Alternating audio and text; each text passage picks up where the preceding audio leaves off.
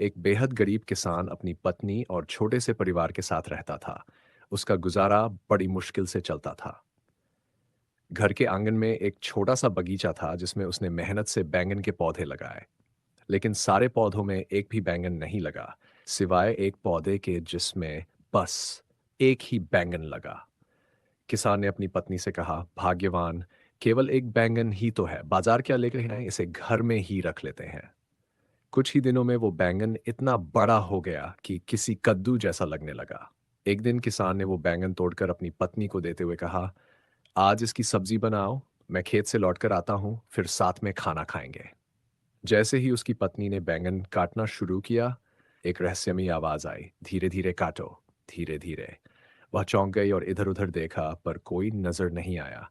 दोबारा जैसे ही उसने चाकू चलाया, फिर वही आवाज सुनाई दी। उसे समझ आया कि आवाज बैंगन के अंदर से आ रही है। डर के मारे उसने बैंगन फेंक दिया और खेत की ओर भागी। वह हाँफती हुई अपने पति के पास पहुंची और सब कुछ बताया। किसान को यकीन नहीं हुआ। वह बोला, तुम्हें भ्रम हो गया होगा। लेकिन पत्नी ने जिद की कि वह चलकर खुद सुने। वे दोनों घर आए। पत्नी ने जैसे ही बैंगन काटा, फिर वही आवाज आई। किसान भी अचंभे में पड़ गया। उसने कहा, अब इसे धीरे से ही काटो। जब उसकी पत्नी ने बहुत प्यार से बैंगन को काटा, तो उसमें से एक सुंदर कन्या बाहर निकली। दोनों पति पत्नी हैरान रह गए। पत्नी बोली, हमारी कोई बेटी नहीं थी, ये अब हमारी बिटिया होगी।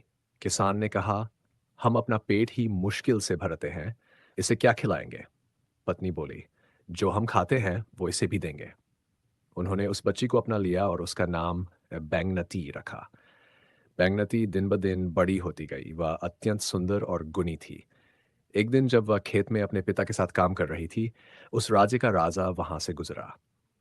बैंगनती की सुंदरता देखकर वह मोहित हो गया और पता करवाया कि ये लड़की कौन है। राजा ने बैंगनती से विवाह का निश्चय किया और किसान को दरबार बुलवाकर प्रस्ताव रखा। किसान ने पूरी सच्चाई बता दी कि वह बैंगन से उत्पन्न हुई थी। लेकिन राजा ने कहा, मैं बैंगनती से ही विवाह करूंगा। शादी बड़े धूमधाम से हुई।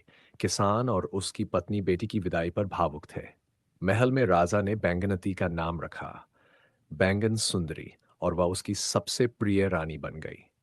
राजा की अन्य दो रानियों में से बड़ी रानी बैंगन सुंदरी से ईर्ष्या करने लगी। वह उससे नफरत करने लगी। एक दिन बड़ी रानी ने चालाकी से बैंगन सुंदरी से उसकी जान का रहस्य पूछना शुरू किया। पहले तो बैंगन सुंदरी टालती रही, पर आखिरकार उसने बता ही दिया कि उसकी जान मायके के बगीचे के कुएं में रखे संदूक की डिबिया में मौजूद एक माला में है। बड़ी रानी ने किसी गोताखोर को भेजकर वह माला मंगवा ली। जैसे ही माला निकाली गई, बैंगन सुंदरी बीमार हो गई और कुछ ही समय में उसकी मृत्यु हो गई। राजा बहुत दुखी हुआ और बैंगन सुंदरी की आखिरी इच्छा के अनुसार उसका अंतिम संस्कार न करके उसे एक बगीचे वाले महल में सिंहासन सहित रखवाया। कुछ समय बाद उस महल से बच्चे के रोने की आवाज आई। राजा वहां गया तो देखा, बैंगन सुंदरी का बेटा जीवित था, पर वह खुद मृत पड़ी थी। बच्चा राजा के पास आने पर चुप हो गया। राजा रोज उसे मिलने जाता, खिलौने देता, खिलाता और सुला आता। एक रात राजा ने बच्चे से बैंगन सुंदरी के जागने का रहस्य पूछवाया। बैंगन सुंदरी ने बेटे के जरिए राजा को माला का रहस्य बता दिया। राजा ने एक योजना बनाई, बच्चे को बड़ी रानी के पास भेजा और कहा, जैसे ही वह माला देखे, उसे जोर जोर से रोना है। आखिरकार बड़ी रानी ने मजबूरी में माला दे दी। राजा ने वह माला लेकर बैंगन सुंदरी के गले में डाल दी। बैंगन सुंदरी जीवित हो उठी। उसने सारी सच्चाई बताई। राजा ने बड़ी रानी को एक तहखाने में कैद करवा दिया। बाद में राजा ने बैंगन सुंदरी को महारानी की उपाधि दी और उनका बेटा बड़ा होकर राजा बना। राज्य में फिर से सुख, समृद्धि और खुशहाली लौट आई। कहते हैं,